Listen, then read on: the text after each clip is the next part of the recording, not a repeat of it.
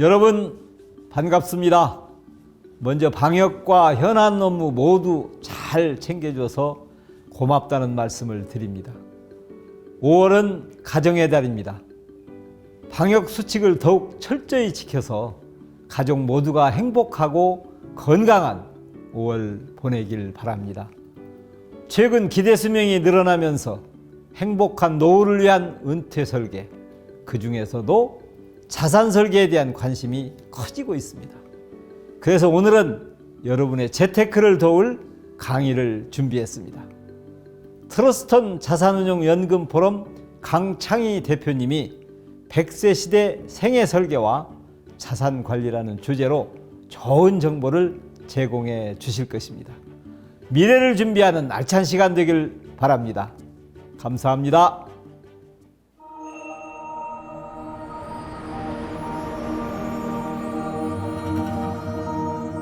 전북 도청 직원 여러분 안녕하십니까? 저는 트러스턴 자산운용 연금 포럼의 대표를 맡고 있는 강창입니다.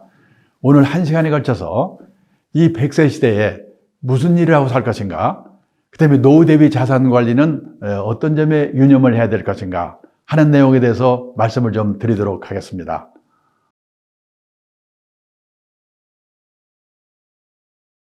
컨설팅 업체 잡코리아가 발표한 자료를 보니까 우리나라 직장인의 평균 퇴직 연령이 51세라고 합니다. 그 시내 직장이라고 하는 공기업도 명터가 있는지 55세, 중소기업이 51세, 대기업은 49세라고 합니다. 자, 그러면은 평균 퇴직 연령 51세에 한 살을 더해서 52세에 퇴직했다고 가정합니다. 그리고 82세까지만 산다고 가정하자. 52세에서 82세까지 30년입니다. 이 30년만 해도 이게 어느 정도 길인가? 하루가 24시간입니다. 현역 시절에는 무지개 바쁘지요. 일해야지, 술 먹어야지, 연애도 해야지. 하루가 100시간이었으면 좋겠습니다. 그런데 이게 정년퇴직을 하고 나면 이놈의 시간이 안 갑니다. 잠자는 시간, 밥 먹는 시간, 화장실 가는 시간 다 빼도 최소한 하루에 11시간 남거든요. 곱하기 365일, 1년입니다. 곱하기 30년, 이게 바로 12만 450시간입니다. 그러면 12만 450시간이면 이게 어느 정도 길인가? 지금 우리나라 직장인들이 회사 나와서 근무하는 시간 연평균 2092시간입니다. 12만 450을 2092로 나누면요, 약 58년이 됩니다. 느낌상으로는 퇴직하고 30년만 해도 현역 시절에 58년에 해당한다. 100살까지를 생각하면 말할 것도 없습니다. 우리는 초등학교 다닐 때 하도 많이 들은 말 있지요. 인생은 짧고 예술은 길다. 아닙니다. 앞으로는 인생도 무지하게 길고 예술도 길다. 그리고 대책을 세워야 된다는 거죠. 지금 그 인생에서 재산이 제일 많을 때가 50대인데요. 통계청 자료를 보니까 우리나라 50대의 가구당 평균 총자산이 4억 9천만 원이랍니다. 지방에 계신 분들은 웬 돈이 저렇게 많지? 이거 서울의 수도권의 비싼 집값 포함해서 평균 돼서 그런 겁니다. 집값을 빼버리면 차라리 지방이 낫습니다. 여기에 부채, 차입금이 평균 9,300만 원. 빼면요, 3억 9,700. 이게 순자산 자기 자본입니다. 언뜻 생각하면 50대 후반에 재산이 3억 9,700 정도 있으면 그럭저럭 먹고 살 수 있을 거 아닌가, 이렇게 생각하시겠죠? 근데 문제는 3억 9,700 중에서 지금 살고 있는 집값이 3억 3,800이라는 거예요. 얼마 남습니까? 5,900만 원 남잖아요. 5,900만 원 갖고 어떻게 30년, 40년을 삽니까? 그러니까 5,900만 원 가지고 주식 사서 튀겨볼겠다 빵으로 만들거나 아니면 집을 팔아 살아야 됩니다. 근데 그 집값이 이웃나라 일본을 보니까 이게 과연 내 노후에 도움이 될까? 믿을 수가 없는 겁니다. 그러면요, 선진국 같으면 재산은 없더라도 최소 생활비 정도는 연금을 받아 생활하고 있다고 그러거든요. 근데 우리나라는 연금만으로 살 수 있는 분이 학교 선생님, 공무원, 군인분들밖에 안 계시거든요. 보통 사람은 있는 게 국민연금 하나밖에 없는데 저도 놀랐는데요. 우리나라 65세 이상 고령자 중에서 국민연금 나이 돼서 받는 노령연금을 받는 분이 42.5%, 절반도 안 된대요. 월 수령액이 60만 원 미만이 80%, 100만 원 이상 받는 분은 6.6%밖에 안 된답니다. 퇴직연금 퇴직연금 지금 적립한 금액을 가구수로 나눠봤더니 약 3,200만 원. 그 통째로 받아봤자 1년 생활비도 안 되는 거예요. 개인연금은 일부 부은 사람밖에 없고, 그거 없습니다. 인생의 달랑 집 한 채거든요. 근데 그 집이 내 노후에 도움이 될까? 지금요, 일본 동경에 가면 신도시, 우리말 하면 분당, 일산, 80년대까지만 해도 흥청흥청하던 신도시인데요. 저녁에 가보면 불 안 들어온 아파트가 많아요. 비어 있어가지고. 지금 일본의 빈집이 846만 채랍니다. 앞으로 10년 후가 되면요, 일본의 집 4채 중에서 한 채가 빈집이 될 거래요. 깜짝 놀랐어요. 지금 우리나라도요, 재작년에 보니까 빈집이 151만 채가 있답니다. 그 시골에 농가주택 비어 있는 거 아니에요. 대도시 한복판에도 빈집이 있다는 거예요. 예를 들어서 도청이 있던 그 도청 소재지 있던 자리에 도청이 딴 데로 옮겨가 버리면 그 있던 자리에 빈집이 생기는 겁니다. 노후에 도움이 안 돼요. 일본의 신문기자, 일본경제신문에 서울에 와서요, 특파원으로 4년 동안 근무하고 간 일본의 신문기자가 있는데 이 친구가 자기네 나라 돌아가면서 뭐라고 하냐면 한국 사람들은 입구 관리에 대해서는 무지하게 열심인데 출구 관리에 대해서는 집에서 가르치냐, 학교에서 가르치냐, 사회에서 가르치냐. 공부가 너무나 안 되어 있다. 이 친구가 이러고 가는 거예요. 제 기분이 얼마나 나쁘겠습니까? 1975년인데요. 일본 동경 증권거래소라는 데 가서 연수를 받았는데 그때 일본의 전체 인구 중에서 노인 비율이 8%였습니다. 지금 우리나라 65세 이상 노인별 15%입니다. 45년 전에 일본의 노인 비율이 지금 우리나라보다도 훨씬 낮을 때였는데요. 지금 생각해 보니까 그때 일본의 노인들은 체면을 버리고 일할 준비가 되어 있었구나. 근데 그로부터 40년이 지나서요. 2015년 가을입니다. 일본의 어느 유명 주간지가 일본의 퇴직자들이 하고 있는 일을 5가지 소개했는데요. 우리나라 다 있는 거예요. 아파트 관리인, 일본에서도 아파트 관리인 이거 하려고요. 경쟁률이 50대 1, 50대 1. 가사 대행 서비스. 이 가사 도우미거든요. 제 친구는 사장인데요. 그 딸이 40대 중반에 대학 나온 애인데 애 둘을 키우느라고 회사를 퇴직했대요. 근데 애만 키운 게 아니라 틈틈이 시간을 내가지고 간호사 자격을 받을 수 있는 전문학교를 다녔어요. 그래서 대학 나온 애가 간호사 자격을 따로 받은 거예요. 근데 지금 일본에는요, 우리도 곧 그렇게 될 것 같은데 그거에서 돈 벌고 있어요. 사장 딸이고 대학 나왔는데. 중요한 거는 그런 일을 하면서도 쪽팔려 하지 않고 그런 일을 하는 사람을 우습게 보지 않고 제가 얼마 전에 택시를 타고 가는데 기사분이요 62년 넘은인데 외국 회사의 서울 지사장을 했대요. 이분이 지사장 할 때는 기사 딸린 에쿠스 차에다가 부인은 사모님 소리 듣고 폼 잡고 다녔대요. 근데 이분이 대단한 게요. 지사장을 끝내자마자 목표를 세웠는데 나는 3년 이내에 개인 택시 받을 자격을 갖자. 그러려면은 영업용 택시를 3년 무사고 운전해야 된대요. 그때 그분이 1년 8개월이 됐다고 하더라고요. 즉, 그거는 분이 지금 이렇게 늙고 있어요. 그렇게 살다 보니까 60이 돼서 먹고 살 걱정은 없게 됐다. 유감스럽게 우리나라는 그런 분이 20, 30%밖에 안 돼요. 그러면 그분들은 퇴직도 했고 먹고 살 걱정도 없으니까 놀고 먹으면 되는가? 아닙니다. 특히 도시에 사는 사람일수록 퇴직하고 소일거리가 없어서 미치거든요. 요즘 서울 시내 인류 호텔에 헬스클럽 한번 가보면요. 왕년에 장관, 차관, 사장했던 사람 다 모여 있어요. 거기서 오전 시간 때우고 오후에 커피숍에서. 얼마 전에 정부 고관을 했던 제 친구가 있는데요. 저녁 먹다 뭐라고 하냐면 자기는 아침에 잠에서 깨면 침대에서 내려오기 전에 오늘은 뭐 할까? 그 생각부터 해놓고 그때 내려온대요.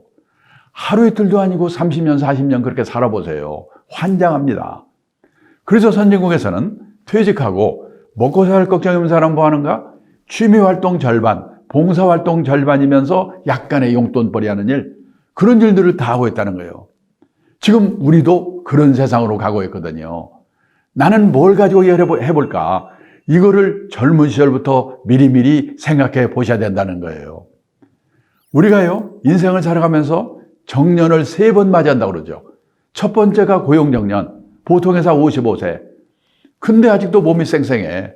그래서 허드렛 일이라도 자원봉사활동이라도 자기가 정해서 하는 일의 정년이 있습니다. 그리고 마지막으로 하나님이 불러가는 정년, 인생 정년이지요. 고용 정년, 일의 정년, 인생 정년, 이 세 번의 정년을 어떻게 맞이할 것인가. 이런 준비를 하고 사는 게 재테크보다 훨씬 더 중요하지 않을까. 여기까지 결론입니다. 가장 확실한 노후 대비는 재테크가 아니고 평생 현역이다. 일본의 오가와 유리라고 은퇴 전문가가 있는데요. 한 달에 한 번씩 에세이 글을 보내오는데 3년 전에 보내온 에세이의 제목이 뭐냐?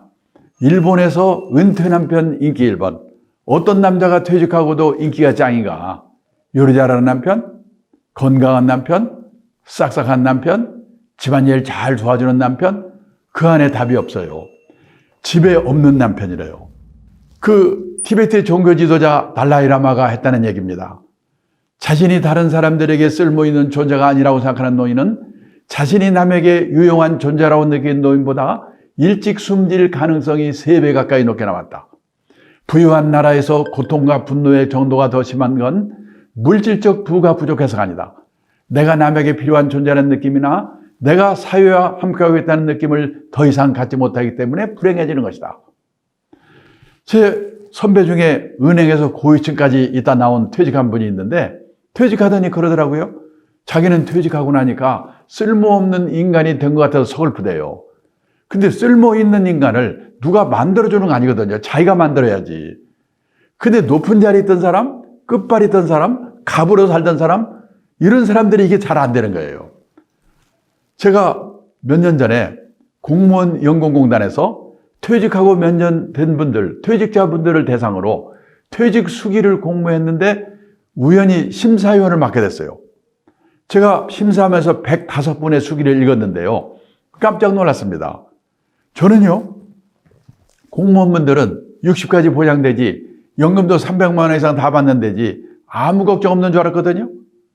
근데 제가 읽은 수기의 105분 중에 90%가 나와보니까 절벽이더래요. 제일 미치는 게 뭐냐? 갈 데가 없는 거. 시간 없으니까 제가 한 분만 소개하겠습니다. 지방 공무원으로 고위직까지 올라간 분인데요. 이분은 퇴직도 했고 연금도 있으니까 내가 오늘 한번 신나게 놀아봐야지. 놀아봤대요. 웬걸 오래 못 가. 3개월 놀았더니 미치겠더래요. 아침에 일어나면 마누라 눈치가 보이는데 저놈의 인간은 오늘 또 안 나가나? 놀라가지고 동네 도서관에 갔더니요. 신문 한 장 보려고 쟁탈전이 벌어지는 거예요. 아이고 안 되겠다. 취직해야지. 그때서 원서를 여기저기 보냈는데 준비가 안 돼가지고 면접 보러 오라는 데도 없어요. 근데 어느 날 한 군데서요. 면접 보러 오라고 연락이 왔더래요. 뭔가 보니까 요즘 많이 생기고 있습니다. 노인 주간 보호센터. 젊은 노인이 나이 든 노인 도와주는 게 큰 일거리더라고요. 준비를 하고 갔습니다. 근데 면접관이 김색에 뭐라고 하냐면 여자 뽑으려고 그랬는데 남자가 오셨네? 이러더래요. 그래서 제가 놀래가지고 남자가 좋은 이유를 열심히 설명했어요. 붙었어요.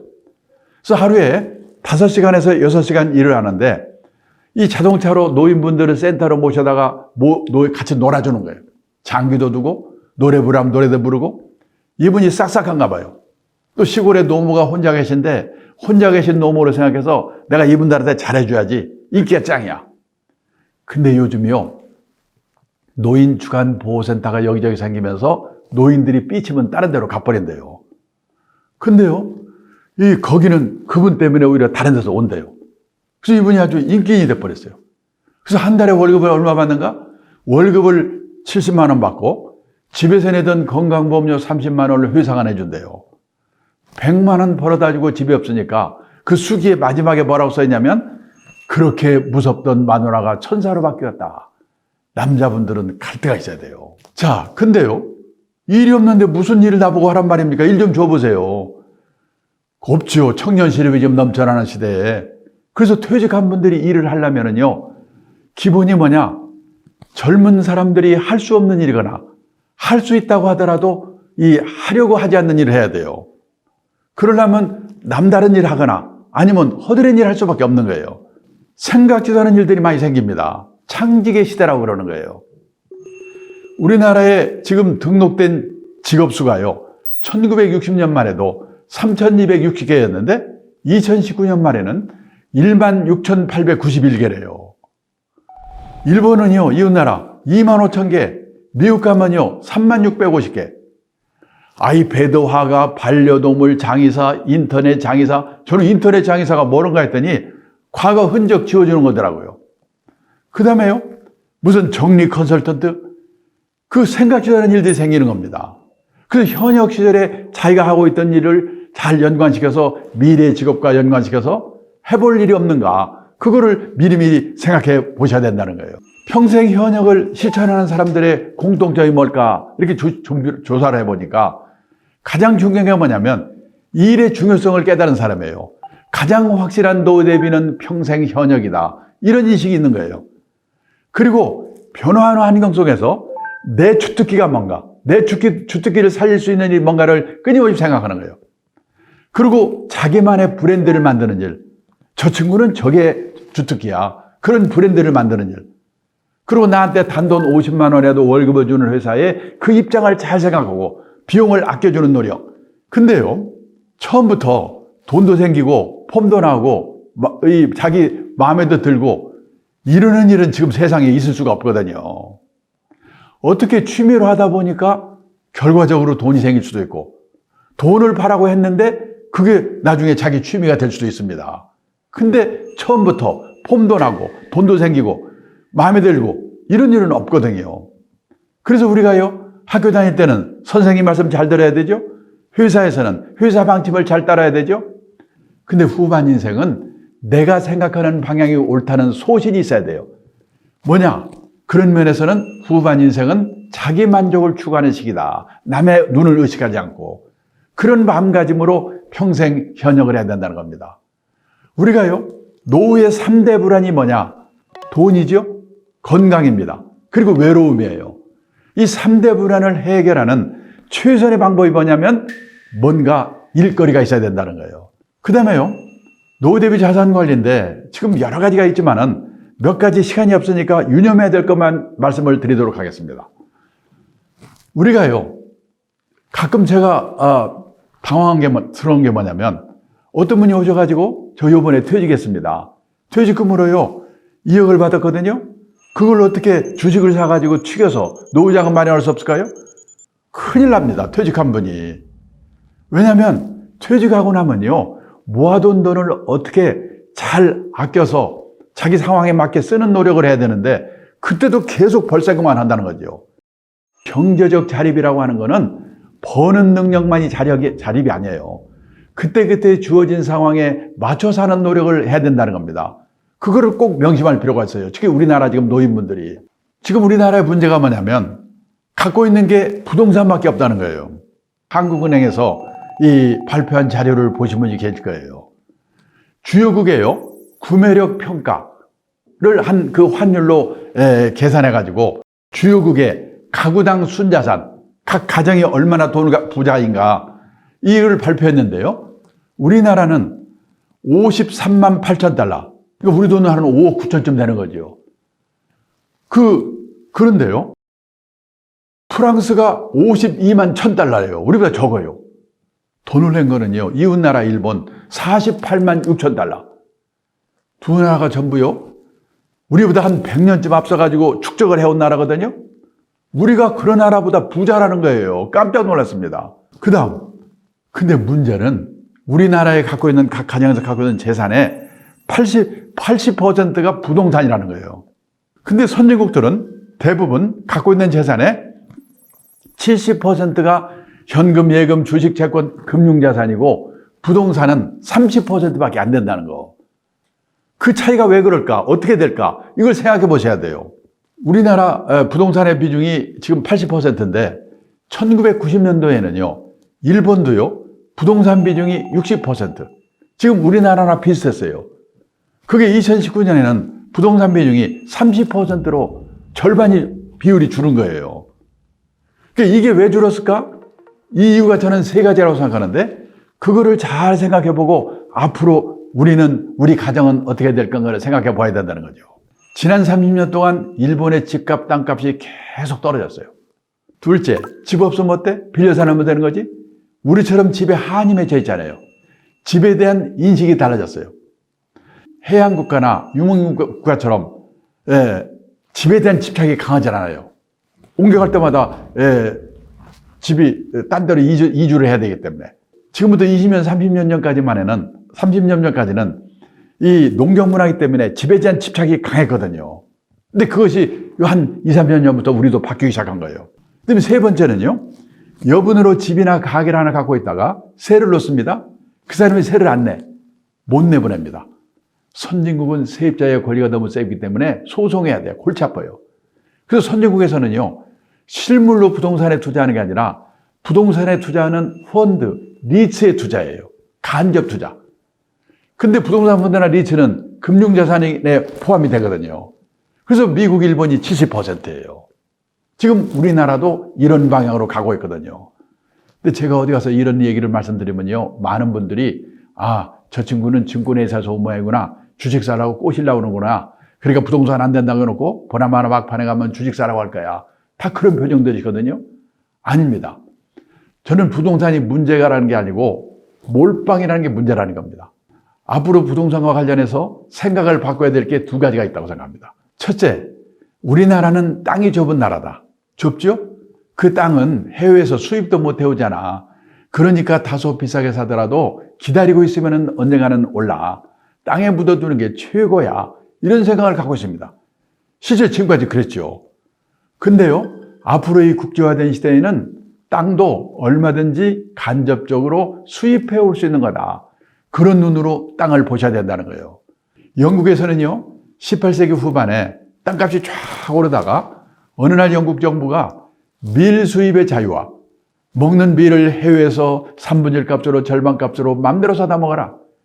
이 말은 밀을 싸게 사온다는 것은 간접적으로 땅을 싸게 사오는 효과가 있다. 이런 인식이 퍼지면서 영국의 땅값이 갔어요. 일본이 또 그 경험을 꺼냈습니다. 도쿄, 오사카, 나고야의 택지에 1982년 평균을 100으로 볼 때 이게 1991년 피크까지요. 290까지 올랐어요. 1991년이 일본 땅값이 피크일 때인데요. 아니 세상에 땅값이 얼마나 비싸면요. 동경시내 종로구 같은 구 하나 팔아서 그 돈으로 카나다를 다 삽니까?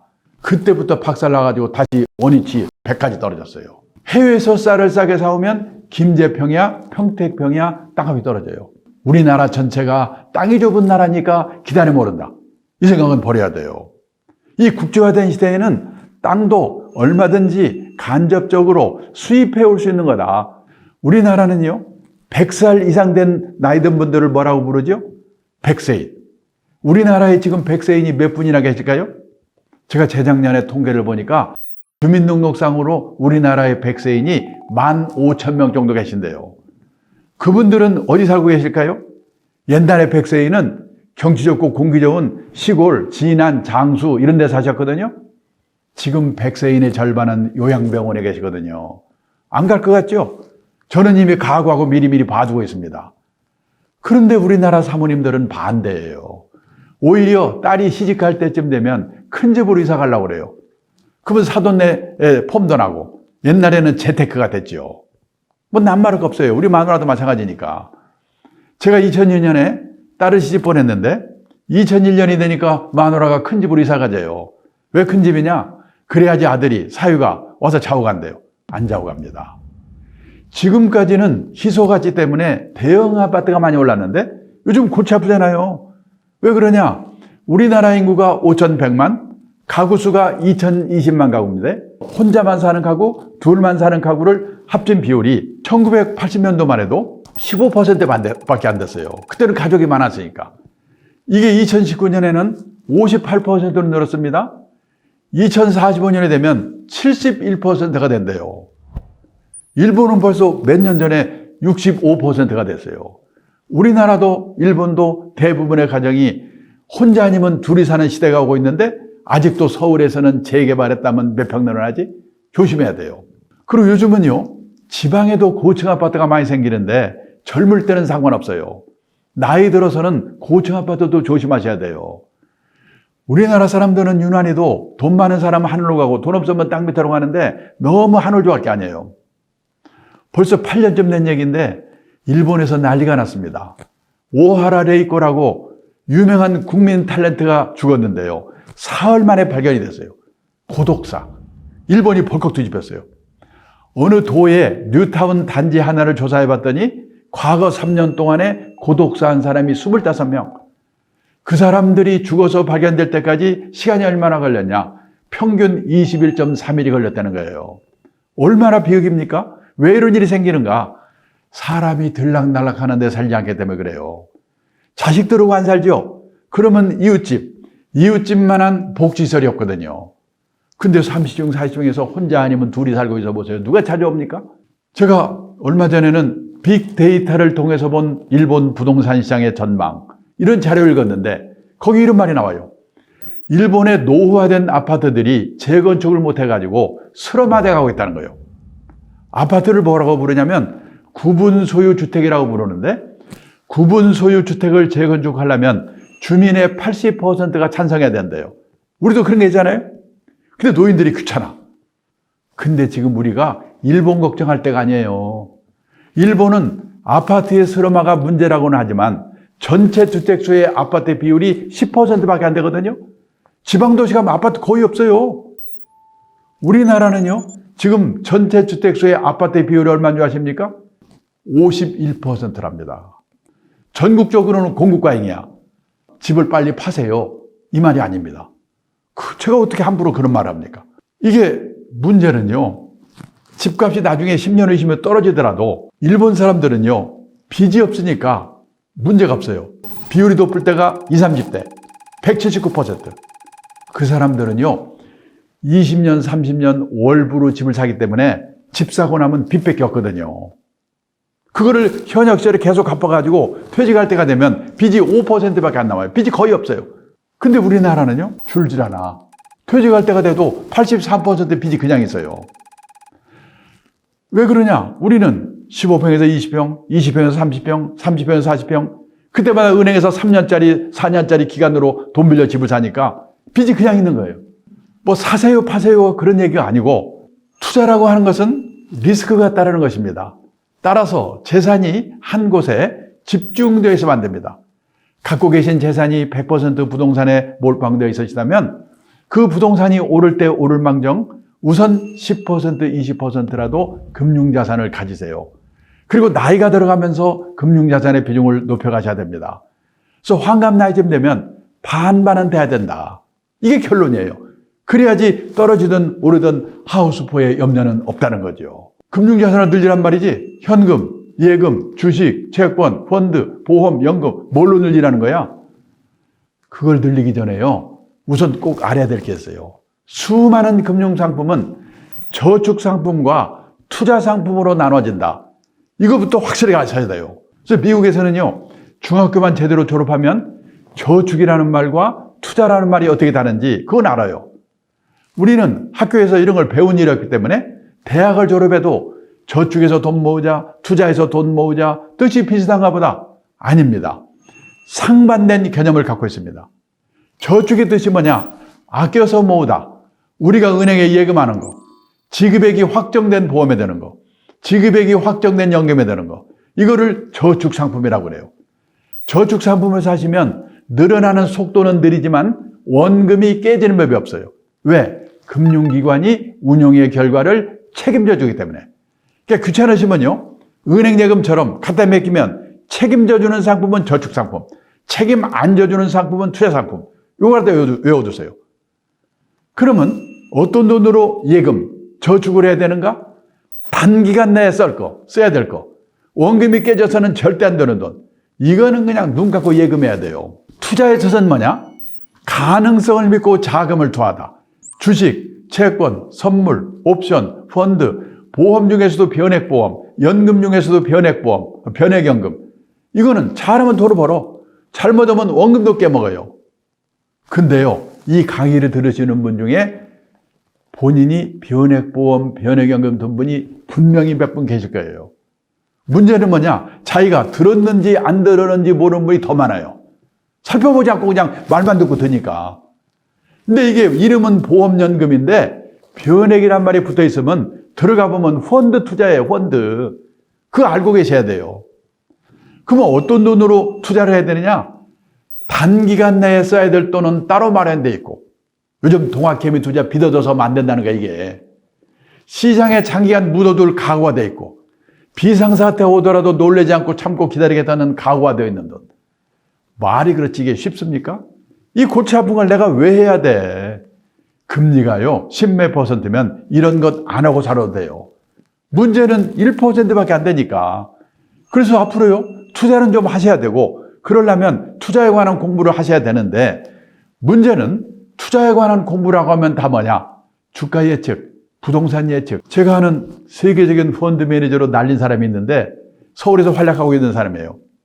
저한테 얼마 전에 뭐라고 하냐면, 누가 와서 자기한테 주가 전망 어떻게 될 것 같아요? 물어보면 미치겠대요. 모르니까. 그 도사도 모르는 걸로 어떻게 알아요?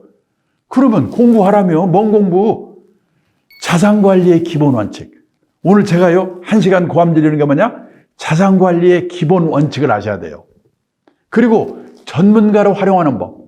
그래서요, 골치 아픈 걸 많이 하시는 것보다도 누군가의 소개로 받아가지고 믿을 수 있고, 신뢰할 수 있고, 실력 있는 전문가 한 사람을 알아두는 거. 그 사람은, 그게 중요해요. 그 사람의 도움을 받으세요.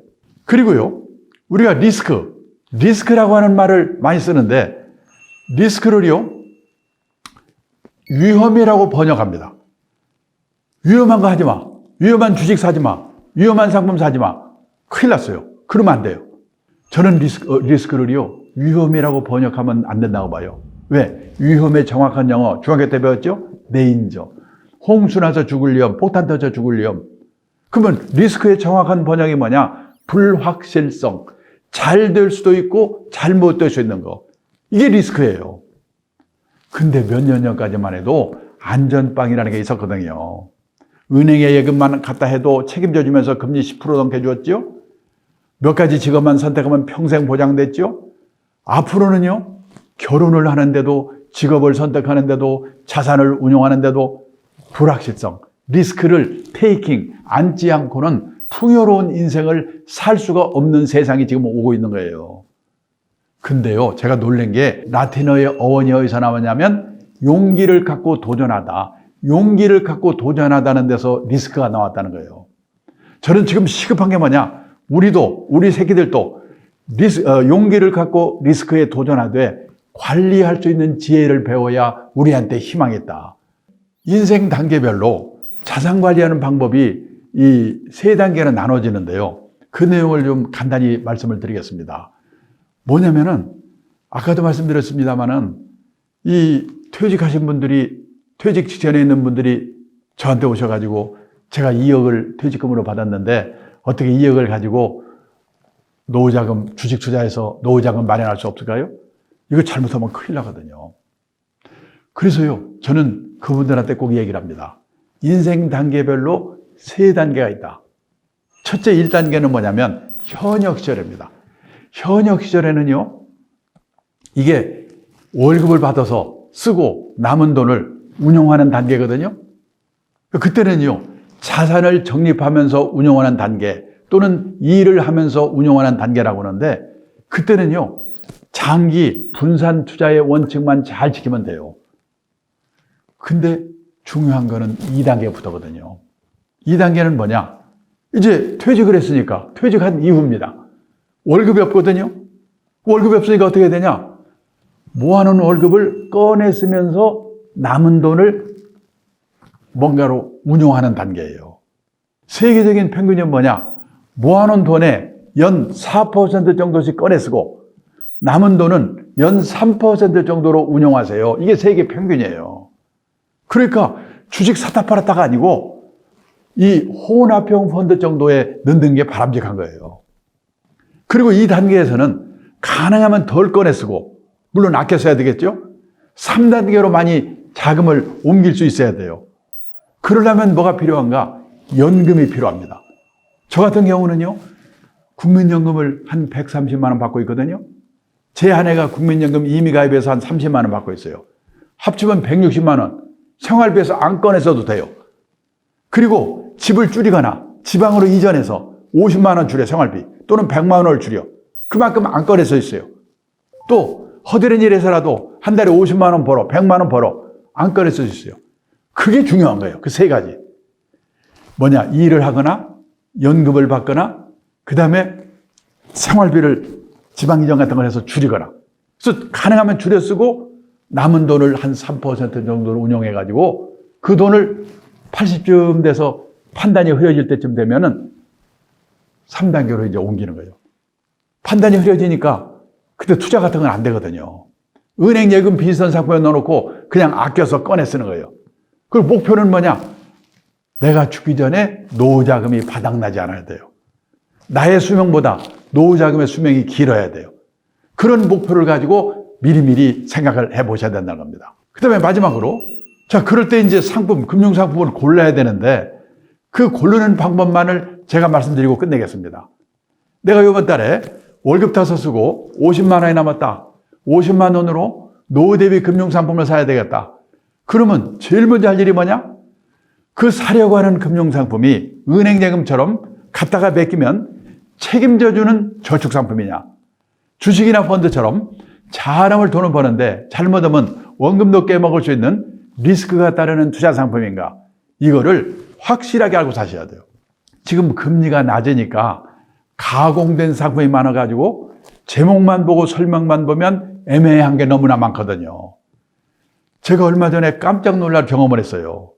저희 동네 이 80 가까우신 대학 나온 인테리 노인이 계신데요. 저한테 오시더니 뭐라고 하냐면 요즘 금리가 너무 낮아서 미치겠어요. 이거 고수익 나는 상품이라는데 괜찮은가 한번 봐주세요. 제가 한번 읽어보니까 한마디로 말하면 100% 위험이 없으면서 고수익을 했었습니다. 그럴 수 있습니까? 그거 사기거든요. 멀쩡히 대학 나온 노인애가 사기에 넘어가려고 하더라니까요. 1980년대 초에요. 유명한 일수계가 있었습니다. 하루에 10,000원씩 1년을 부으면 1억 원을 받는 계예요. 하루에 10,000원씩 1년을 부으면 얼마 붙는 거죠? 365만 원.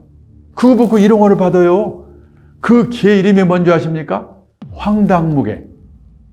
근데 지난 2, 3년 동안에 제안한 분이 황당무계 넘어가가지고 몇 억 날린 사람이 있어요.